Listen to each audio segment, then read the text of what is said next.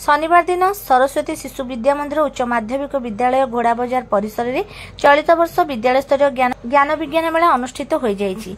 एथिरे शिशु बाल किशोर वर्ग में वैदिक गणित संस्कृति बोध और विज्ञान विभिन्न प्रतियोगिता मान अनुष्ठित होइथिला।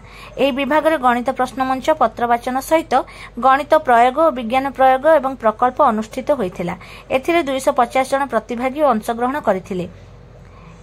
ଏହି ଉଦ୍ଘାଟନ ଉତ୍ସବରେ ପ୍ରଦୀପ ପ୍ରଜ୍ୱଳନ କରି ଗୋପବନ୍ଧୁ ଆୟୁର୍ବେଦ ମହାବିଦ୍ୟାଳୟର ପ୍ରଫେସର ଶାନ୍ତିଲତା ସାହୁ ଉପସ୍ଥିତ ରହି କାର୍ଯ୍ୟକ୍ରମକୁ ଆଗେଇ ନେଇଥିଲେ।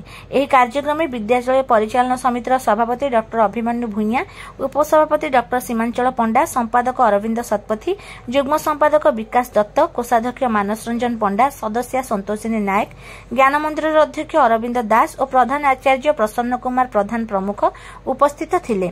उद्यापनी पर्व में मुख्य अतिथि रूपे डीएफओ संतोष पाणिग्राही और एडीएम शरद बेहेरा महोदय कार्यक्रम में योगदान कर प्रतिभागी मानक पुरस्कार प्रदान करथिले। आचार्य अनंग उदय बड़ विवरणी पाठ करथिले। संपादक अरविंद शतपथी धन्यवाद अर्पण करथिले। विद्यालय समस्त आचार्य आचार्य और सेवक सेविका माने कार्यक्रम में सहयोग प्रदान करथिले।